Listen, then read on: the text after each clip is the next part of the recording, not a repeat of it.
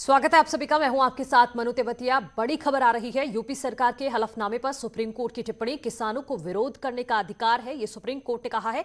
Traffic रोकना गलत है, सरकार को इसका हल निकालना होगा। 20 सितंबर को अब अगली सुनवाई होगी। तो ये बड़ी टिप्पणी की गई है सुप्रीम कोर्ट की तरफ से किसान आंदोलन को लेकर। सुप्रीम कोर्ट ने कहा है कि ठीक है, आंदोलन चल रहा है, लेकिन किसानों को विरोध करने का अधिकार जरूर है, लेकिन उसकी वजह से कई सड़कें बंद हैं। ट्रैफिक रोकना गलत है, लोगों को परेशानी हो रही है, सरकार को इसका कोई हल निकालना होगा, सुप्रीम कोर्ट ने कहा है। और अब अगली सुनवाई इस मामले में 20 सितंबर को होने वाली है। किसानों की सहूलियत के लिए योगी सरकार ने बड़ा फैसला किया है। फैसले के मुताबिक ऑनलाइन घोषणा पत्र भरने में कोई दिक्कत होने पर पर्यवेक्षक किसानों तक पहुंचेंगे। दरअसल गन्ना विकास विभाग ने गन्ना किसानों को ERP वेबसाइट पर ऑनलाइन घोषणा पत्र भरने की सुविधा दी है, लेकिन इसे भरने में आ रही परेशानियों को दूर करने के लिए विभाग ने पर्यवेक्षकों की तैनाती की है। ये पर्यवेक्षक अपने अपने सर्किल में किसानों से मिलकर ऑनलाइन घोषणा पत्र भरने में उनकी मदद करेंगे। इसके अलावा पोर्टल पर घोषणा पत्र में कोई गलती होने पर उसके संशोधन का विकल्प भी दिया गया है।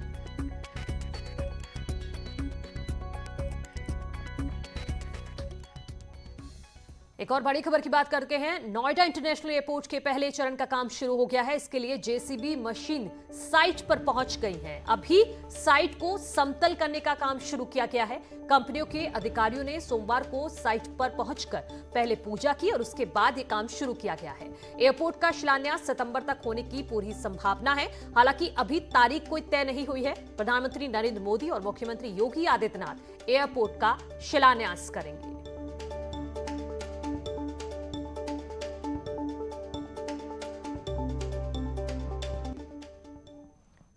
केंद्रीय खेल और सूचना प्रसारण मंत्री अनुराग ठाकुर कैबिनेट मंत्री बने के बाद पहली बार अपने घर हमीरपुर पहुंचे तो उनका ढोल नगाड़ों के साथ जोरदार स्वागत हुआ। जब अनुराग ठाकुर अपने पिता और हिमाचल प्रदेश के पूर्व CM प्रेम कुमार धूमल के पैर छूने के बाद गले मिले तो दोनों लोग भावुक नजर आए। दोनों की आंखों में खुशी के आंसू देखे गए। अनुराग ठाकुर ने इस भावुक पल के वीडियो को ट्वीट भी किया है और लिखा है कि माता पिता तुम मेरे, शरण गहूं किसकी। पिता से मिलकर केंद्रीय मंत्री अनुराग ठाकुर भावुक हो गए। हमीरपुर पहुंचे थे हिमाचल प्रदेश अपने घर, और वहां जब पिता से मिले, उनके पैर छुए, उनके गले लगे तो दोनों ही भावुक नजर आए। और खेल मंत्री बनने के बाद, क्योंकि पहली बार हमीरपुर पहुंचे थे अनुराग ठाकुर, तो ये पल बेहद ही महत्वपूर्ण और एक भावुक पल उस वक्त बदल गया जब पिता से मिले अनुराग ठाकुर, तो दोनों ही एक तरह से इमोशनल हो गए।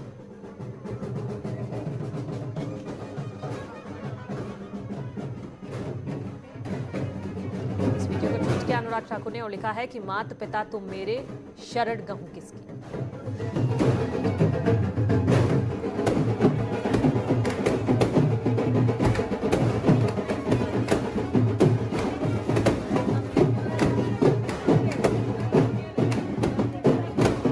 ये पल और भी ज्यादा इमोशनल तब हो गया जब अनुराग ठाकुर इतने वक्त बाद, खेल मंत्री बनने के बाद पहली बार पहुंचे और इतने वक्त बाद अपने पिता से मिले तो वो भावुक हो उठे।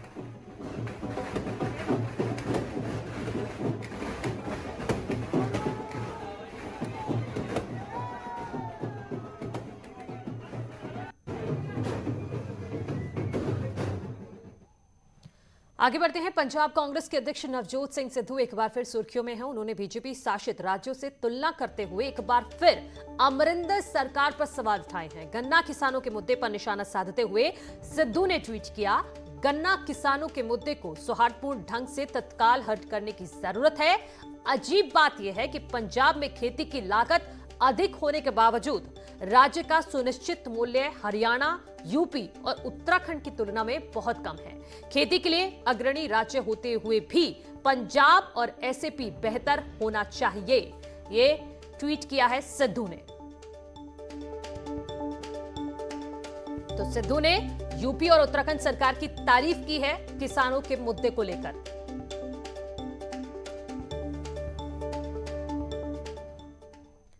पंजाब के मुख्यमंत्री कैप्टन अमरिंदर सिंह और पंजाब कांग्रेस के अध्यक्ष नवजोत सिंह सिद्धू के बीच अक्सर तनातनी की खबरें सामने आती रही हैं। अब सीएम अमरिंदर सिंह ने सिद्धू के 2 सलाहकारों को पाकिस्तान और कश्मीर जैसे संवेदनशील मुद्दों पर गलत टिप्पणी की चेतावनी दी है। इसके साथ ही मुख्यमंत्री ने सलाहकारों से पंजाब कांग्रेस अध्यक्ष को उन मुद्दों पर भी न बोलने की सलाह देने को कहा है जिनके बारे में उन्हें जानकारी ना हो या फिर कम जानकारी हो।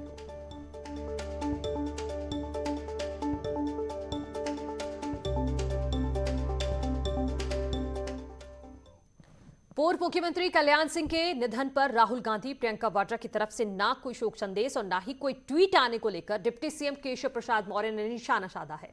डिप्टी सीएम केशव मौर्य ने कहा है कि राजनीति में इस तरह की बातें नहीं होती है, लेकिन पूरा देश और प्रदेश देख रहा है कि ये लोग किस प्रकार की राजनीति करते हैं। पश्चिम बंगाल में सूफी समुदाय पर हो रहे हमले को लेकर सूफी इस्लामिक बोर्ड ने कानपुर दक्षिण डीसीपी ऑफिस पहुंचकर केंद्रीय गृह मंत्री के नाम ज्ञापन सौंपा है। इनका आरोप है कि पश्चिम बंगाल का तालिबानीकरण हो रहा है और सूफी समुदाय के लोगों पर हमले हो रहे हैं। सूफी इस्लामिक बोर्ड ने केंद्र सरकार के इस मामले में दखल देकर उचित कार्रवाई करने का आग्रह किया है।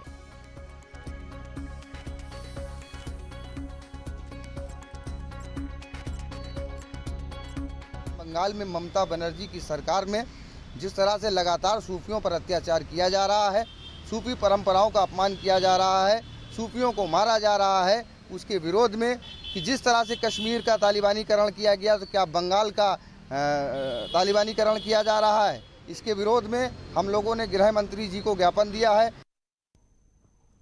अफगानिस्तान में तालिबानियों की तख्तापलट के बाद जो हालात बने उसमें चंदौली के सूरज चौहान भी फंसे हुए थे, लेकिन अब वो सकुशल घर लौट आए हैं। इसके बाद सूरज और उसके परिजनों ने राहत की सांस ली है। घर के लोग एक दूसरे को मिठाई खिलाकर अपनी खुशी का इजहार कर रहे हैं। आसपास के लोग भी घर जाकर सकुशल वापसी के लिए सूरज को बधाई दे रहे हैं। सूरज अब उस मंजर को याद नहीं करना चाहते। उनका कहना है कि जो भयावह स्थिति हमने वहां देखी वो आज तक नहीं देखी थी।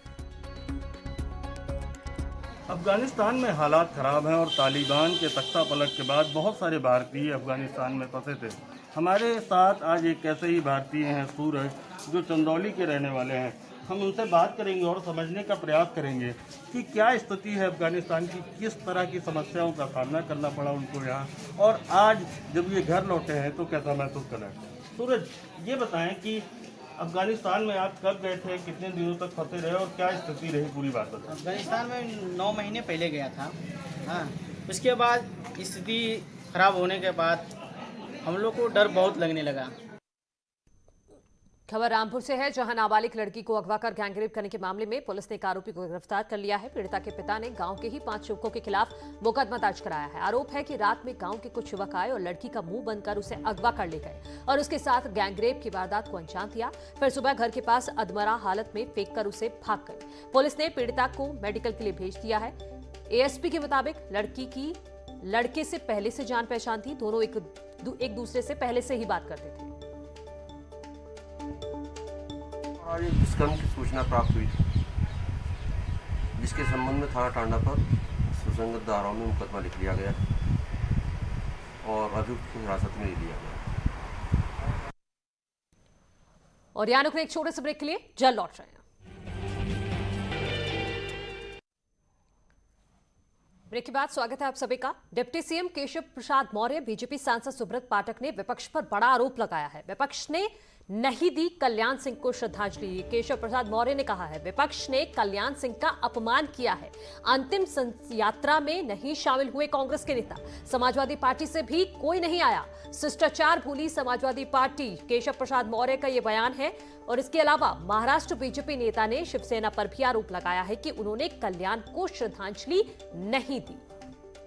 सरकार से किसी के निधन के बाद भी अगर उनका ऐसा भाव है, मेरे इसमें कहना नहीं कि वो कोई श्रद्धांजलि दे, बाबूजी का इससे मान बढ़ेगा, लेकिन एक शिष्टाचार होता है, एक नैतिकता होती है, और उस शिष्टाचार और नैतिकता को भी नहीं निर्वाह करने वालों को देश देख रहा है, प्रदेश देख रहा है, भगवान देख रहा है। कल्याण सिंह जी एक ऐसा व्यक्तित्व जिन्होंने पूरी जीवन भर हिंदुत्व के लिए और भगवान राम मंदिर निर्माण कार्य के लिए जो कर्मठ रहे, पूरा जीवन उन्होंने इस काम के लिए दिया।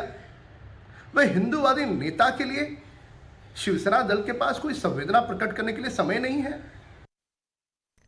उधर बीजेपी सांसद सुब्रत पाठक ने ट्वीट कर अखिलेश मुलायम पर निशाना साधा है। हिंदू हृदय सम्राट स्वर्गीय बाबू कल्याण सिंह जैसे जनप्रिय नेता को अगर मुलायम सिंह और अखिलेश यादव श्रद्धांजलि और सम्मान नहीं देंगे तो इससे बाबूजी के कद पर कोई असर नहीं पड़ेगा। अगर लखनऊ में ये दोनों कल्याण सिंह जी के आखिरी दर्शन कर लेते तो इससे कार सेवकों पर गोली चलवाने वाली समाजवादी पार्टी को अपने पाप धोने का आखिरी मौका जरूर मिल जाता।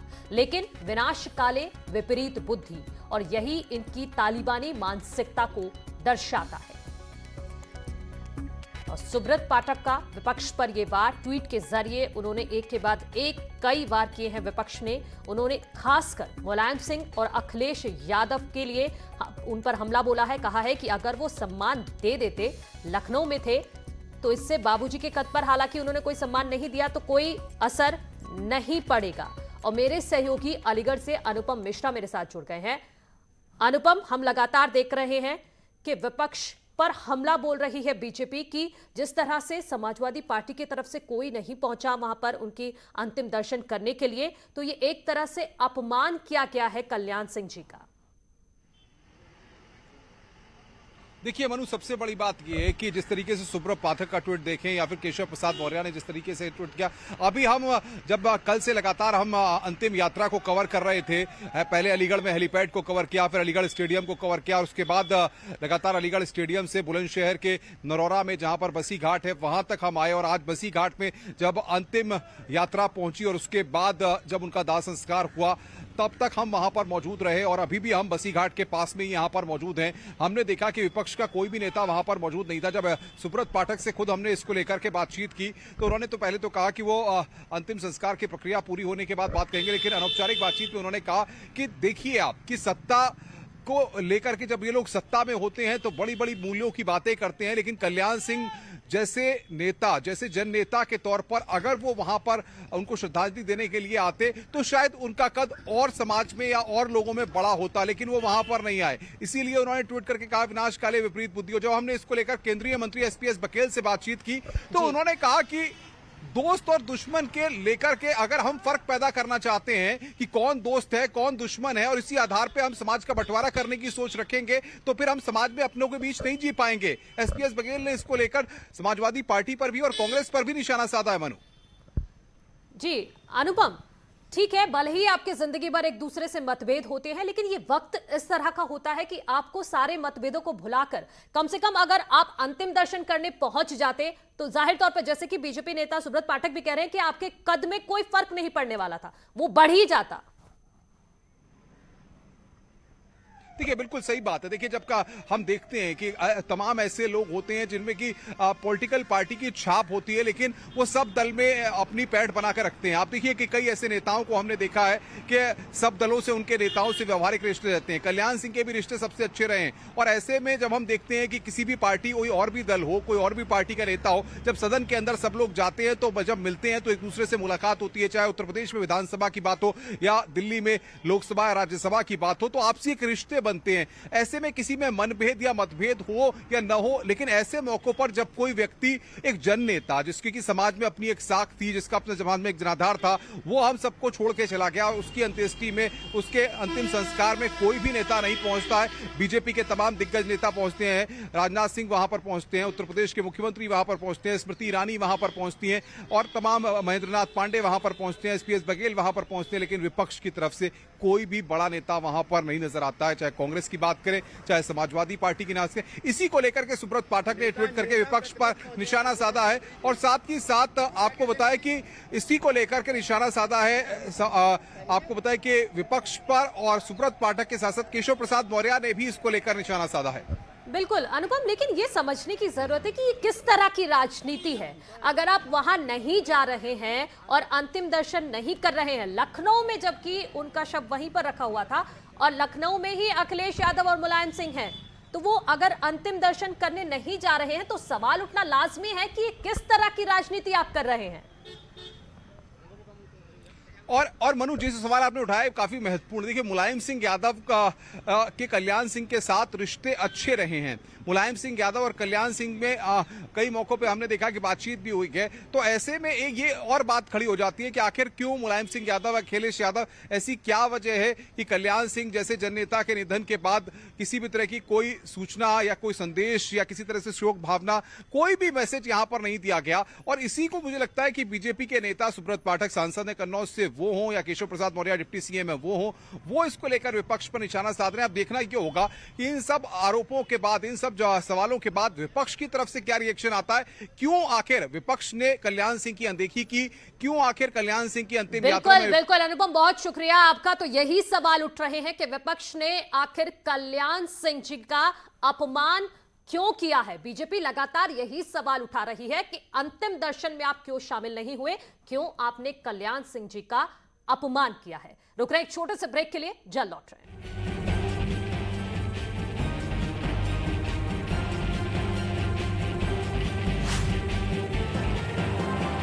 जो